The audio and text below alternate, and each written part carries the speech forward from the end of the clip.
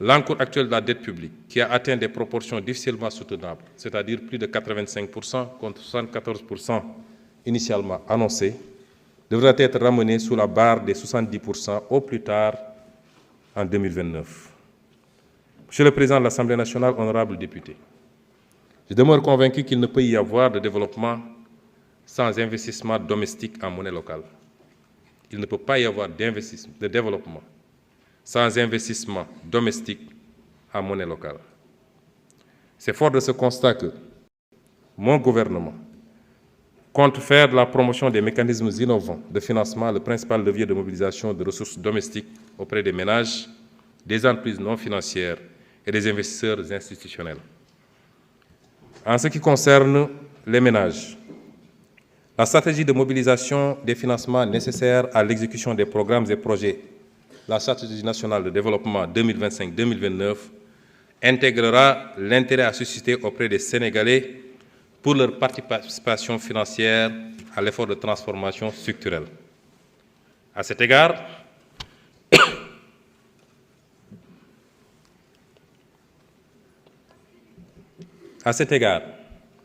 un recours sera fait aux organismes de placement collectif de type conventionnel ou islamique, selon les préférences des épargnants sénégalais. Ces OPC pourront souscrire à des obligations et soukouk dits patriotes. Les gens ont parlé de diaspora bond, mais notre horizon, c'est de toucher tous les Sénégalais. C'est pourquoi il faudra migrer vers les patriotes bonds. Ces OPC, donc, pourront souscrire d'abord à des obligations et soukouk dits patriotes émis par le Trésor public ou par des sociétés de projets pour les grands travaux figurant dans le référentiel. Ils pourront souscrire à des actions de sociétés publiques ou parapubliques, soit dans le cadre de la constitution de leur capital social, de leur augmentation ou de l'ouverture de leur capital social. Ils pourront également souscrire au rachat d'une partie des actions détenues par des entités étrangères dans les sociétés de droit sénégalais dans le cadre de la politique de souveraineté nationale. Nous allons accompagner tout ça par des propositions de loi, parmi lesquelles une proposition de loi sur la souveraineté économique qui sera certainement très bientôt sur la table de l'Assemblée nationale. Pour les personnes physiques disposant de capacités substantielles d'épargne et les entreprises sénégalaises désireuses de se positionner dans la participation au financement des grands travaux d'investissement, des opérations de souveraineté économique, telles que les rachats de parts d'entreprises étrangères, ou dans la souscription aux augmentations de capital et à la cession de parts de capital de l'État dans les entreprises publiques et parapubliques, il leur sera offert la possibilité de participer à des fonds d'investissement alternatifs. Concernant les investisseurs institutionnels publics nationaux, l'accent sera mis sur l'épargne longue qu'ils détiennent en la canalisant dans le financement des programmes de la stratégie nationale 2025-2029, financés sous la forme de Project Finance. Il s'agit notamment de la Caisse de dépôt et consignation, du Fonds national de retraite et du Fonds 6, les caisses de retraite privées nationales et les sociétés d'assurance, les caisses de retraite privées nationales telles que l'IPRES et la Caisse de sécurité sociale, et les sociétés d'assurance seront également sollicitées dans la structuration du financement de ces projets. À cet égard, conformément aux dispositions de la loi 2017-32 modifiant la loi 2006-03 relative à la Caisse de dépôt et consignation, des mesures urgentes seront prises en vue du strict respect par les entités assujetties au titre du dépôt à la CDC des fonds qu'elles détiennent, en particulier les notaires et certains concessionnaires. S'agissant de l'approfondissement du marché du crédit bancaire, le relèvement à 20 milliards de CFA du capital minimum des banques au plus tard en janvier 2027 devra renforcer les capacités de prêt des banques, notamment au secteur privé. Pour ce qui est des banques à capitaux publics majoritaires, notamment la Banque agricole, la BNDE, la BHS et la BRM, mon gouvernement compte notablement augmenter leur capacité de financement au profit du secteur privé en renforçant leurs fonds propres à la mesure des ambitions du plan quinquennal pour les secteurs desservis en financement que sont le secteur primaire, les PME, les PMI et les TPE, ainsi que l'habitat social. Le secteur de la microfinance sera également davantage mis à contribution dans le financement de l'artisanat, la formalisation du secteur informel et de l'agriculture. Les mécanismes financiers publics de promotion et de garantie du financement des secteurs jugés prioritaires par le gouvernement seront mis en synergie avec une répartition claire des rôles et une meilleure articulation des interventions en fonction des cibles. Enfin, les mécanismes de financement vert seront déployés pour tout projet ayant une composante de durabilité. Monsieur le Président de l'Assemblée nationale, honorables députés, l'emphase mise sur l'impérieuse nécessité de créer les conditions endogènes, d'agir d'abord sur notre potentiel marginal de mobilisation de ressources domestiques est la meilleure garantie d'une résilience aux chocs pouvant affecter les financements extérieurs, auxquels mon gouvernement continuera de recourir de manière responsable. L'objectif visé ici est de diminuer l'exposition au risque de change et de dégager des marges de manœuvre budgétaires pour ramener et maintenir le profil de la dette extérieure à un risque très faible. Dans ce cadre, en notre qualité d'État membre du FMI et du groupe de la Banque mondiale, le recours à ces institutions obéira à leur qualité respective de prêteurs en dernier ressort, notamment en cas de choc sur la balance des paiements et de partenaires stratégiques. Pour les investissements publics à des taux concessionnels et privés en particulier pour les partenariats publics-privés.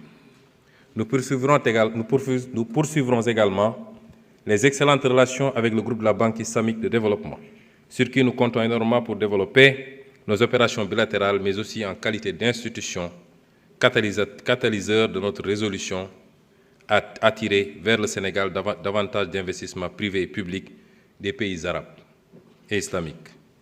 Nous nous appuierons aussi sur la Banque africaine de développement, partenaire historique du Sénégal, mais aussi sur les institutions multilatérales sous-régionales, telles que la BOAD, la BIDC, la BADEA, la BEI, ainsi que tous les autres multilatéraux désireux d'intervenir dans notre pays. Mon gouvernement compte également maintenir les relations de partenariat au développement bilatéraux avec tous les pays qui s'inscrivent dans la ligne de nos choix de politiques économiques et sociales, sans d'autres conditionnalités que celles tenant aux exigences techniques et financières relatives au remboursement de leurs concours financiers. Par ailleurs, nous continuerons en cas de besoin de procéder à des émissions d'euro-obligations et de sukuk, principalement sous la forme de project finance et, dans une certaine mesure, pour la gestion du risque de refinancement des obligations ou sukuk échus ou à échoir. Bref, nous maintiendrons avec la communauté financière internationale et les marchés les meilleures relations possibles, d'une part dans le respect des intérêts du Sénégal et d'autre part avec l'exigence d'une introspection de leur part sur les inerties de leurs règles et attitudes qui n'ont pu prévenir la situation désastreuse des finances publiques héritées du régime précédent. Monsieur le Président de l'Assemblée nationale, honorables députés, après vous avoir entretenu des financements, qui me semble être l'aspect le plus important, j'ai toujours tendance à dire que quel que soit le programme qu'on me présente, la première question que je pose, c'est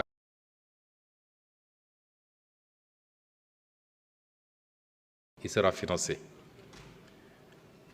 Je vais vous entretenir maintenant des programmes et projets. Nous nous sommes voulus ambitieux, à la mesure certes des attentes des Sénégalais, mais surtout de la conviction ferme des potentialités de notre pays en ressources naturelles, mais également humaines. Mon gouvernement s'engage à bâtir une économie attractive et compétitive, où la démocratie économique, par la liberté économique et l'inclusion, seront de mise. Nous mettrons en œuvre les réformes structurelles nécessaires pour un environnement des affaires de classe mondiale, libérer le potentiel du secteur privé national pour l'essor de véritables champions nationaux, innovants et conquérants, et créer de l'emploi. En effet, les nations qui réussissent le mieux dans le monde sont celles qui permettent à l'initiative privée de se développer, par un État sachant anticiper les mutations, planifier les actions de développement, réguler efficacement et dans la transparence les activités économiques, construire les bases fondamentales du développement et réinclure socialement les plus faibles partout sur le territoire national. Pour ce faire, nous ferons la cartographie des chaînes de valeur dans nos territoires et ferons la promotion d'un dialogue public-privé sincère pour identifier les appuis à apporter à notre secteur privé national. Notre objectif est de créer un cadre où chaque Sénégalaise et chaque Sénégalais pourra développer et exprimer ses talents et sa créativité, où chaque entreprise, quelle que soit sa taille, peut prospérer et contribuer pleinement au progrès national sans devoir recourir à l'informalité. Notre engagement à faire du secteur privé le moteur de la création de richesses et d'emplois se traduira par la réforme du Code des investissements, afin d'en faire le seul régime d'exception.